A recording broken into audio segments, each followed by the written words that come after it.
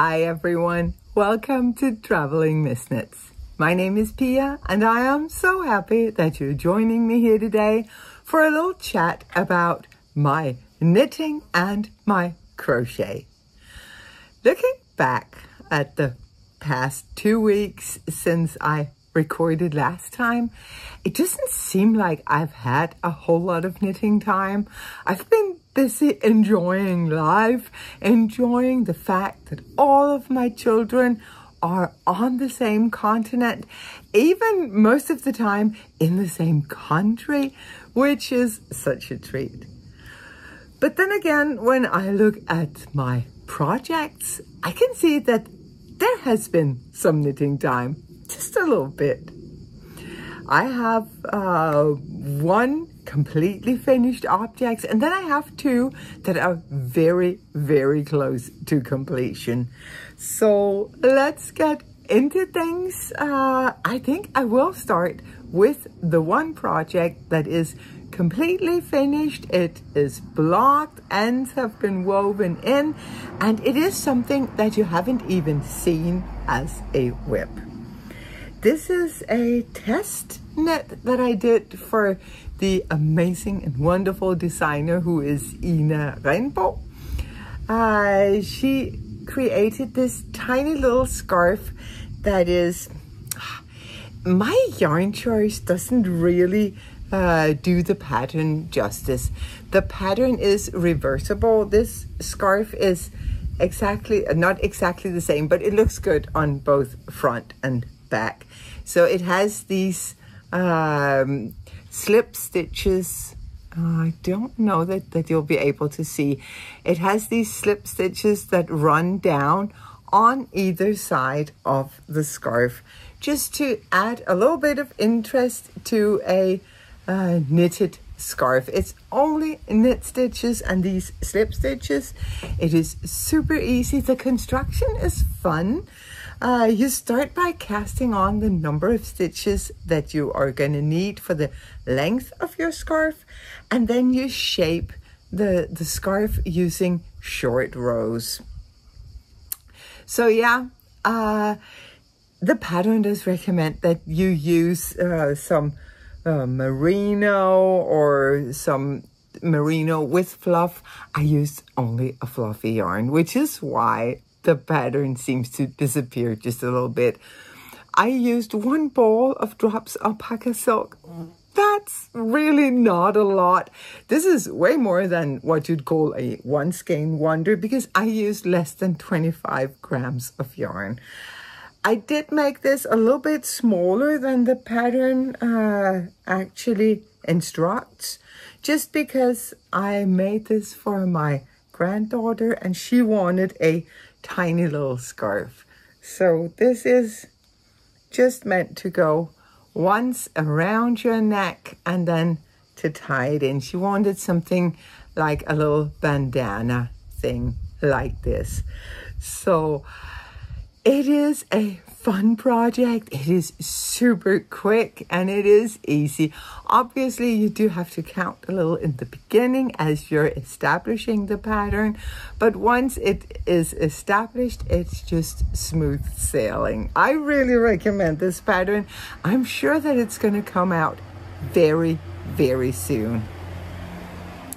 I will link either the pattern or Ina's design page on Ravelry so that you can go and check if it has come out by the time that this video comes out. But yeah, super fun, tiny little project. This has been perfect for going to the beach or going to a bar, just bringing a small project that I could just pluck away on when I wasn't running after one of the little ones. I seem to be spending a lot of my time chasing little ones all over the place, which is a lot of fun. I also have something that is so close to being finished that I was tempted to not record until tomorrow. The thing is, today I actually managed to get everyone out of the house. Half of them are on the boat sailing on the Como Lake.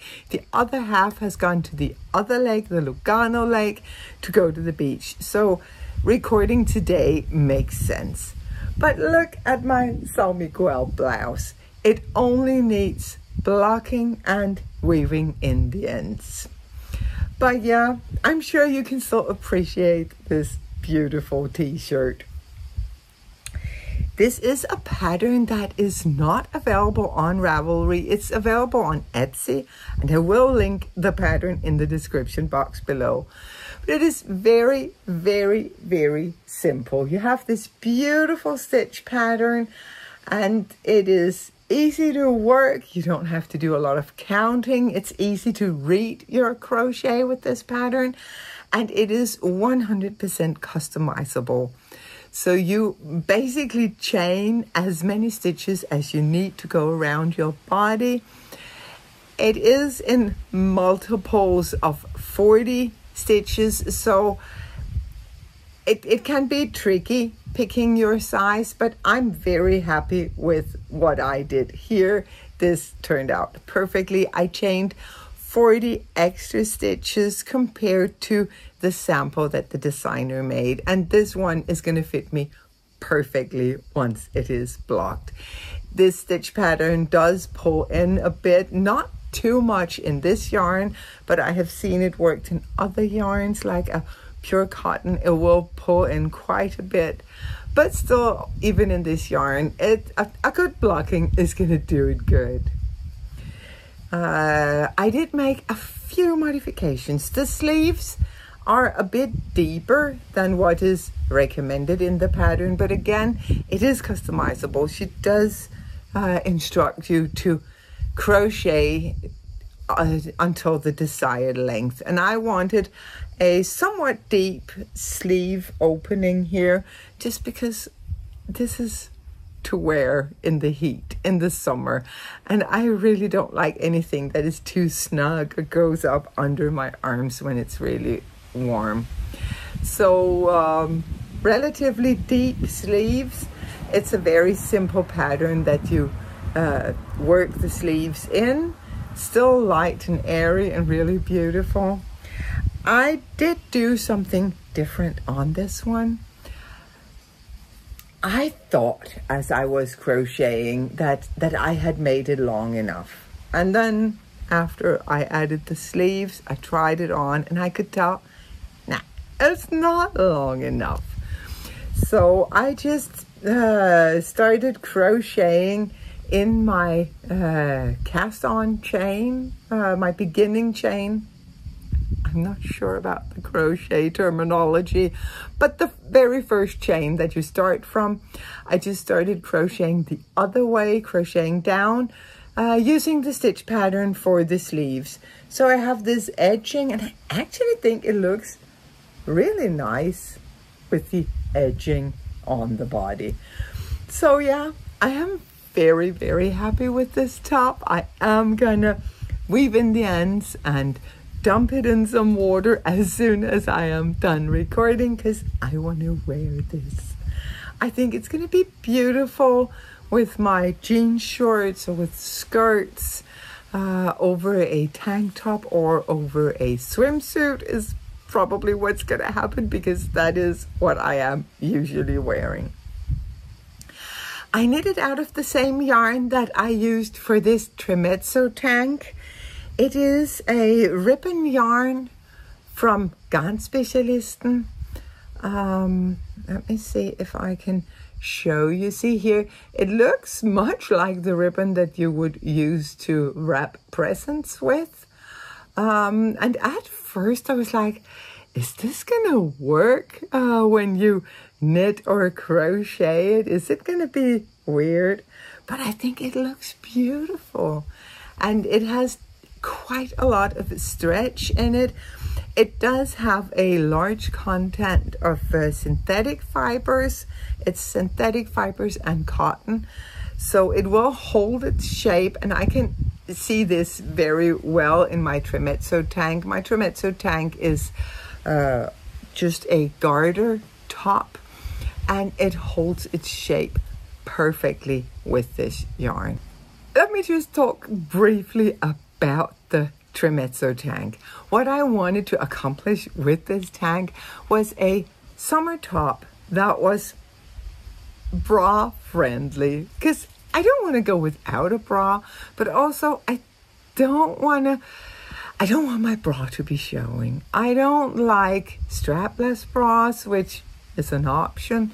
So I decided to create a tank top that would be bra friendly. And as you can see here, the sleeve opening is relatively deep. There's nothing going up to bother you, but still the bra is covered, and the straps, the shoulder straps, are covered by these two little I-cords that form the straps of the top. One I-cord then continues around the neckline, and the other continues down the sleeve opening. So it's a quick and easy little summer top. I will of course link that pattern as well. It was originally designed for pure cotton. I have it knit up in a Pima cotton, and it's beautiful as well. But yeah, this ribbon yarn really surprised me. I still have loads of it. It comes on a cone that seems to be never ending. So probably at some point I am gonna crochet a summer dress, or rather a beach cover-up using this yarn. It dries super quickly, and it is very comfortable to wear next to skin, so it would be perfect for something like that. But yeah, this one almost finished object, but I cannot call it finished as long as the ends are not woven in and it hasn't been blocked.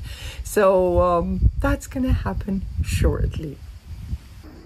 I am still working on my CDCO 23, my Christmas Day cast on 23, that I am making a bunch of modifications to. I am now at the point where I have finished the body and I have finished one sleeve, which means that I now know that these modifications are going to work. They're going to give me the sweater with the fit that I wanted. So now it's just, well, plucking away at sleeve number 2, and I will be ready to wear this as soon as it cools down just a little bit. I have brought today one of my original versions. This is a short-sleeved version of the CDCO 23. This one is worked in Itoshimo, which is a luxurious silk and wool blend that really is perfect for these almost summer knits. Well, summer nights or summers in a colder climate than Italy. I brought it to show you that the original sweater has a stockinette body, and then it has a 1x1 ribbing on the sleeves. On this one, it's much easier to see the compound raglan that gives this sweater such a nice fit. There's a reason why this was the sweater that I decided to modify to get my all-over cable sweater. I love the fit of a compound raglan, where you start out, it's almost like a saddle shoulder. So you start out only working increases on the body. Then you start working increases on both body and sleeves, as you usually would for a raglan. And in some sizes, you end up by only increasing the sleeves. When you're working a compound raglan, it's easy to make a mistake up here, to think that your saddle shoulder should be longer than it really needs to be. It only has to go to the, like you can feel where your shoulder is attached. This is the point that your saddle has to end, and you are gonna start increasing on both body and sleeves. It has been tested in all sizes, and it should fit as it is supposed to. It's just that you don't get concerned if you're knitting it and thinking, oh no, my shoulder is all the way out here. What you're aiming for is the place where your shoulder is actually attached. Obviously, a stockinette stitch body is gonna be wider than a cabled body. This is all over cabling. It is a faux cable, which means that it doesn't pull in as much as if it had been real cables. It also means that it is super easy to work, which that's not a bad thing. I'm not mad about that at all. I am making a video where I am showing the whole process of modifying this pattern to get my all over cabled sweater. I am also writing down the notes of how I did this. I'm adding the notes to the original pattern. So if you already have this pattern, you're going to get an update at some point when I finish. You're going to get an update, so you will receive all of the notes for making the all over cable version. And obviously, if you buy the pattern at a later date, the notes are going to be in it. But I am walking you through how to pick your size, how to pick a size if your gauge is off. All of those things I am going through in the video that I will be releasing once I finish the sweater. It turned out that I could more or less follow the instructions for the body. I did have to fudge a little here because obviously I wanted full pattern repeats going around the body and going around the sleeve. But basically following the pattern, it is going to need a little bit of a blocking, but not a whole lot. But the fact that the sleeves in the original pattern are 1x1 ribbing, that played a little trick on me. I thought that the cables would pull in as much as 1x1 ribbing. Turns out they don't. They probably would have had they been true cables, but again, faux cabling. So on my first attempt on a sleeve, I had way too many stitches. The sleeve was just, it was too big. It didn't have the look that I wanted for this sweater. So I pulled it back and I started over with a little bit fewer stitches, and now it fits me perfectly. I have only decreased one pattern repeat, 5 stitches, and I did it here. I did it just after the elbow because that's where the arm really starts to get more narrow. So I decreased the 5 stitches over, I think, 15 rounds, something like that. And then I just knitted straight down, just going into 1x1 ribbing at the end. I apologize. That's Misa. I'm just going to show you something silly because honestly, I could have finished this. I love sleeve knitting. There are so few stitches and I always just zoom around. I use typically my Chago shorties, but for this one I'm actually using the shorty needles with a longer cable just to make sure that the stitches are spread out enough that the faux cables are easy to work. The reason why I didn't finish this sleeve, why I picked up the other projects instead, it is so crazy. I need to wind more yarn. I have a ball winder. I have a Swift. It will take me less than 5 minutes to wind a skein of yarn. I just can't be bothered to do it. In my defense, my craft room is on the 3rd floor. We all know that heat goes up. We have no aircon here. This is Italy. No aircon. Thick stone walls, which makes it relatively pleasant inside. Still, 3rd floor, it's so warm. But yeah, I'm gonna wind the yarn. This is ridiculous. I want to finish the sweater. I'll wind the yarn. Of course I will. I do have another project that I'm also working on. I talked about it on my last episode. I talked about how one of my grandsons, he had gone up into my craft room and he comes out. I apologize. We have so many flies these days. I think it is because we have a thunderstorm brewing. Anyway, little John comes out of my craft room with a fistful of yarns and saying, "Grandma, will you knit me a sweater in these colors?" Of course I would. And he is my grandson. He picked a medium gray and a black. I am so proud of him. We did have a good talk about fiber because he had picked some alpaca, and I was showing him how he could test it on his neck, and he did feel it a little bit prickly. So instead we chose some some Drops Merino Extra Fine, which is so soft. I mean, no one can be bothered by this, obviously, unless you have an allergy. But this is what we went for, a medium gray and a black. And at first he was actually drawing for me a sweater, and then with some bubbles, one bubble here, one here, and a larger one further down.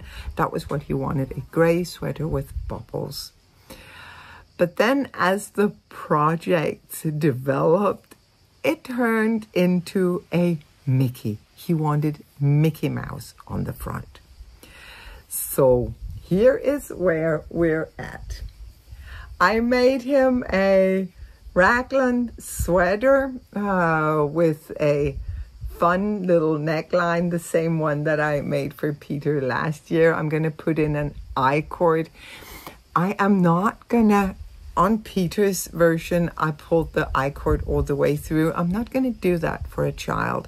I'm just going to work a short I-cord and put it into the double knit neckline, and then I'm going to stitch it in place just so that he can't hurt himself with it. But yeah, then I am duplicate stitching a very simple outline of a Mickey Mouse. What we did to get the Mickey Mouse is I drew a Mickey Mouse outline on a regular piece of paper just to get a sense of proportions and how did we really want it to look like, and we agreed this is our Mickey Mouse. Then I created a document in Excel where I made the cells at the same size as my stitches, because if I had just done this on like a stitch fiddle or a symbol table or a piece of paper with squares, don't know what you call that, squared paper, then my Mickey Mouse would have been wider and shorter once I duplicate stitch it on, because knit stitches are wider and shorter. They're not a perfect square. So we made the cells in the Excel sheet. We made them the same size as our knit stitches. So they're wider and shorter than a perfect square. And then we transferred the drawing into this Excel sheet. And now I can just duplicate stitch from it. And it is going to take forever. This is something that I need to sit more or less alone, because I'm counting, I'm looking, I'm trying. It's not the easiest to duplicate stitch, but it's okay. I just found the middle and then I started working from there, and it's gonna be fine. But yeah, I need to do that. I need to work the 2 little I-cords. I think I'm going to work them in black. I need to attach those, and then it needs a good blocking, obviously. This Drops Merino Extra Fine, it's a notorious grower. It's going to grow like a beast if I am not very, very careful with it. So I am going to be super careful. I'm just going to put it on top of the water, let it soak up the water on its own, not touch it at all. Then I'm going to empty the bucket with the water and the sweater into my sink and just let it lay there for a while to let some of the water just drain naturally. After that, I'm going to use both hands to fold it and lift it up very, very carefully, not pulling on it like this. So I'm gonna, in the sink, fold it into a little bowl and then use both hands to transfer it onto a towel. I'm gonna leave it like a little bowl while I take some of the moisture out. And then I'm gonna use another towel, spread it out, not like spreading it out, but spread it out very, very gently, remove even more moisture, and then I'm going to carefully transfer it to my blocking mats. I am going to be very, very careful. I am also going to measure it before I block it, just because I know that this now fits him perfectly, except that it needs to be 2 centimeters longer on the body, 1 centimeter on the sleeves. So I'm going to take the measurements so that I can check it as I am spreading it out on the blocking mats. If it does grow, even despite my big efforts, then I can sort of squish it together by pushing the stitches together and evening it out. And again, it is a child's sweater, so should it grow a little, should it become too big, it's not the end of the world. He is going to grow into it. I have used the Drops Merino Extra Fine for children's sweaters before. The beauty is that next year, then you can give it a good blocking and pull just a little bit on it, and it will easily grow a size or even more. So I think he will have Mickey sweaters for a while, and for sure he's going to enjoy that. It was a lot of fun designing a sweater together with him. He had fun, I had fun, I enjoyed knitting it. He really enjoyed the process. He was trying to spur me on. So is my sweater going to be finished anytime soon? But yeah. Now I can answer, yes, it is going to be finished very, very soon. And I'm looking forward to that. That was it for the creative content this week. It for my knitting and my crochet. I know that I am getting very close to finishing everything. I do have a couple of extra whips down here. I have my socks. I have one of my blankets, my corner-to-corner crochet blanket. So I'll be good, no worries.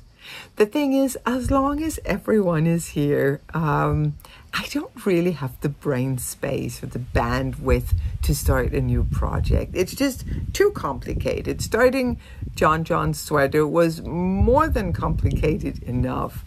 So I am holding out on that. I am just kicking back and enjoying finishing up all of the stuff. The next thing that I will be doing when everyone is leaving me, I know I'm going to be so sad. So I'm going to seek some comfort in my knitting, and I am going to need something that really engages my brain. So I am looking forward to start working on the patterns that I will be releasing this fall. I have the first version of them ready. They have been tested and tech edited, but I am going to be working on some new yarn combinations and some color combos and all the good stuff. I'm really looking forward to start doing that. The only other thing I want to mention before I leave you to go to the beach is our fall knit-a-thon. That is going to take place in November.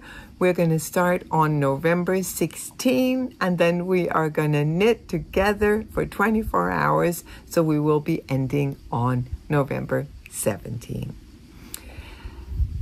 I have some information about the knit-a-thon on my website. I am going to link it below. It is still, I haven't changed it, www.50fabulous.dk.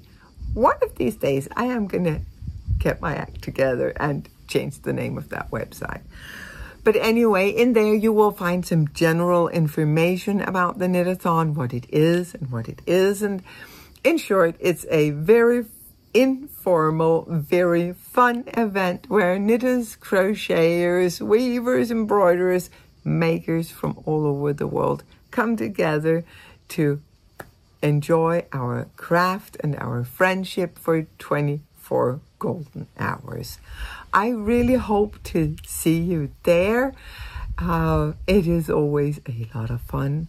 If you have a YouTube channel, you are very, very welcome to contact me if you want to contribute some content to the event. Usually we are fortunate enough to have people going live or premiering their pre-recordings almost every hour on the hour. So please contact me if you want to join in. That was it for this week's episode.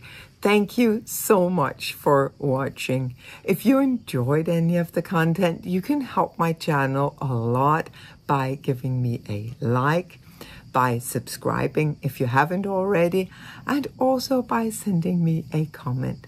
Let me know what you are working on here in the summer or the winter if you are indeed in the southern hemisphere. I'm always curious to hear what other people are working on. I get so much inspiration, obviously from Instagram, from other YouTubers, but most of all, I love to hear what you guys are working on so that this becomes more of a conversation. I hope that you are very well. I hope you have some fun yarns to play with. Until we talk again, stay happy, stay safe, and keep knitting.